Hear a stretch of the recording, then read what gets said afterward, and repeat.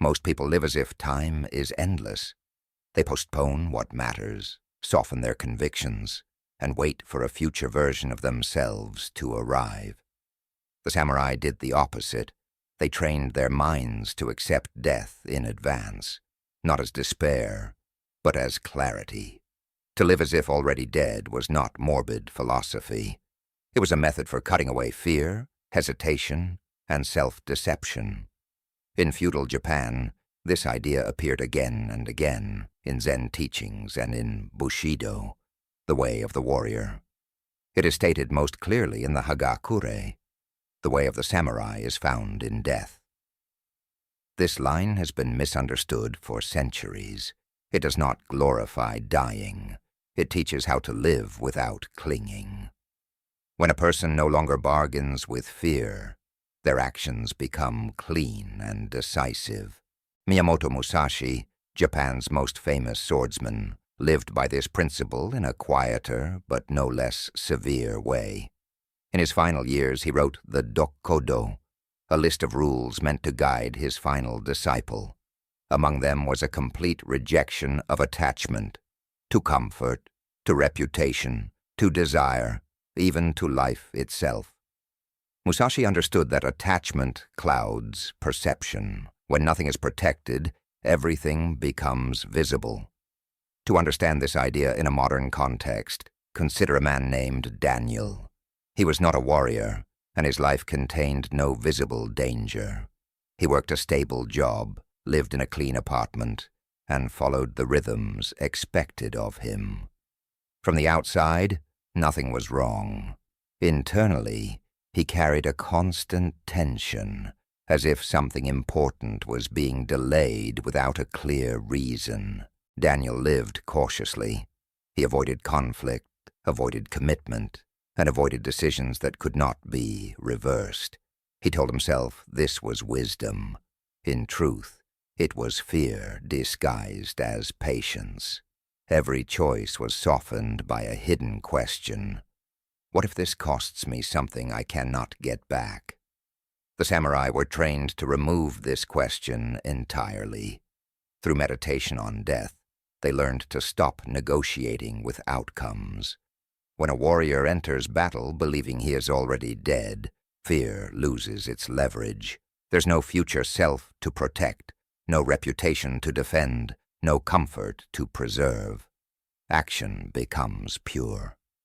Daniel had never thought this way. His days were filled with mental noise, imagining reactions, preparing excuses, rehearsing conversations that never happened. He was exhausted not by effort, but by avoidance.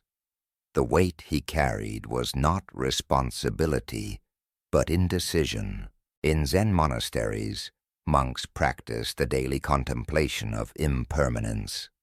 They reflected on the certainty of death not to darken the mind, but to sharpen it.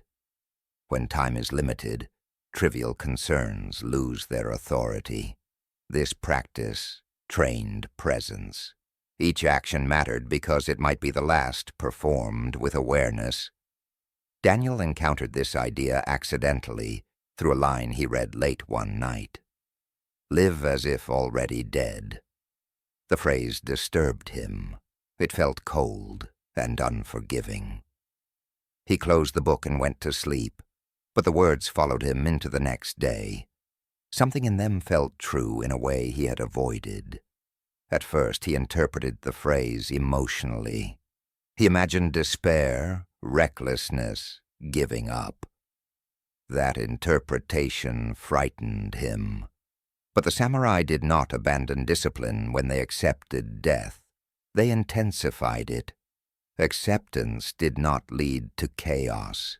It led to order. Musashi wrote that one must become acquainted with every art, yet not rely on any. This was not contradiction. It was freedom. The same principle applied to life itself. When life is held lightly, it can be lived fully. Daniel began with a small experiment. He chose one daily action and treated it as if there would be no second chance to do it well. When he spoke plainly. When he worked, He finished what he started. When he avoided something out of fear, he noticed it without excuse.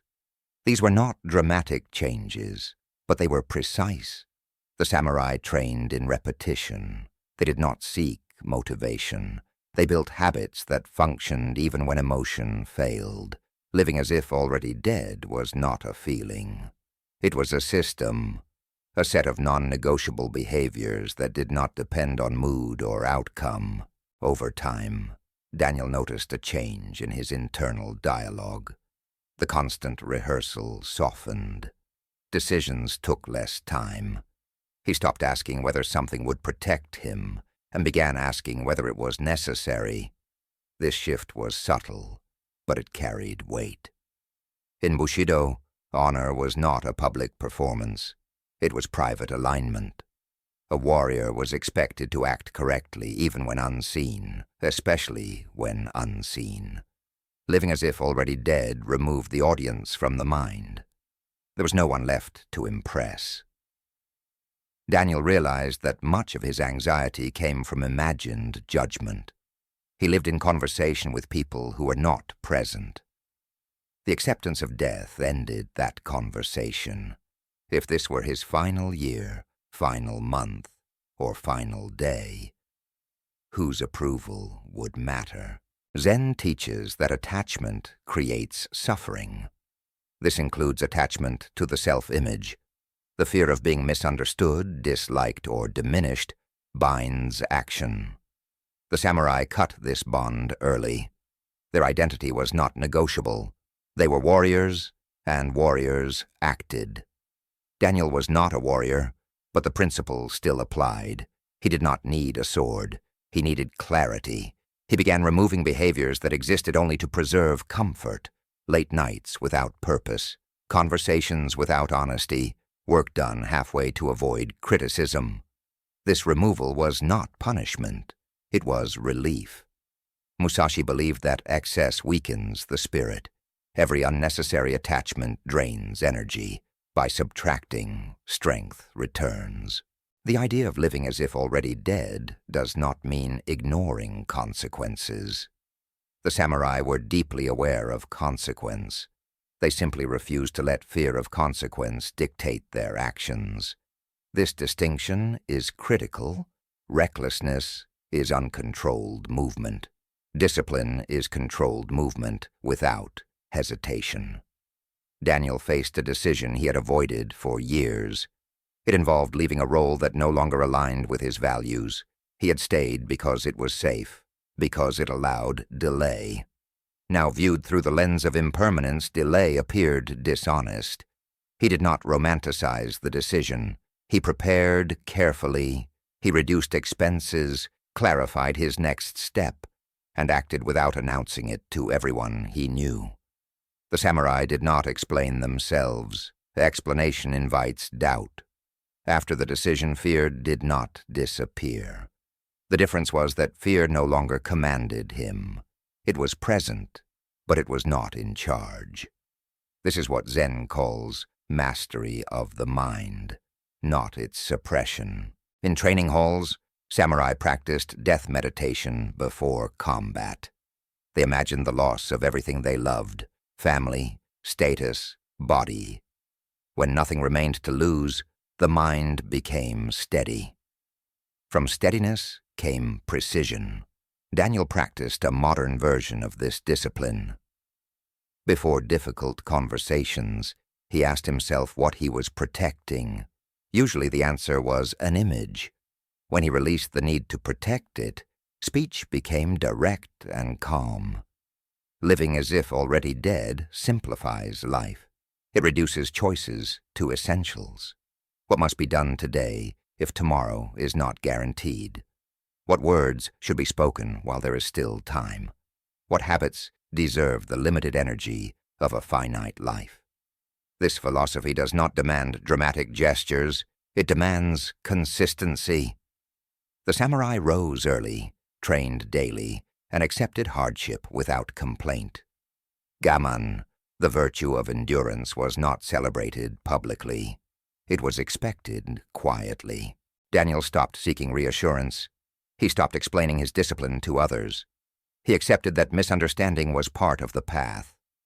The need to be understood is another attachment. Letting it go creates silence, and silence creates strength. Musashi died alone in a cave, seated upright, brush in hand. His final act was not a battle, but writing. He'd already separated himself from fear long before death arrived. When it came, it found no resistance. Living as if already dead is not preparation for dying. It is preparation for living without illusion. It removes the false safety of postponement. It demands that actions align with values now, not later. Daniel's life did not become easier. It became simpler. There were fewer internal arguments, fewer wasted motions. He no longer waited for confidence. He acted according to principle and allowed confidence to follow. The samurai believed that clarity comes from accepting reality fully. Death is part of reality. Ignoring it does not remove it. Facing it removes its power. When the end is acknowledged, the present becomes sharp. This is why silence mattered so deeply in warrior culture. Excess speech revealed attachment. A calm presence revealed acceptance. The man who has already let go does not need to convince. Living as if already dead strips away fantasy. It exposes what you actually do when comfort is removed. This exposure can be uncomfortable. It is also honest. Honesty is the foundation of self-mastery. Daniel now structures his days around non-negotiable actions. He trains his body, studies deliberately, and speaks only when necessary. These are not rigid rules. They are anchors. They keep him aligned when emotion fluctuates. The ancient Japanese understood something modern culture avoids. Meaning is not found through accumulation. It is found through elimination. The less you cling, the more clearly you move. If you live as if you will live forever, you drift. If you live as if time is limited, you choose. The samurai chose daily, in small ways, without drama. Their strength came from acceptance, not aggression. To live as if already dead is to stop bargaining with fear. It is to stand firmly in the present, unprotected, and act anyway. Not recklessly, not emotionally, but with discipline. This path is quiet. It does not announce itself. It does not promise comfort. It offers something more durable. Clarity, presence, and an unshakable inner stillness. In the end, death comes whether prepared or not. The samurai chose preparation not to escape death, but to escape confusion. In doing so, they learned how to live.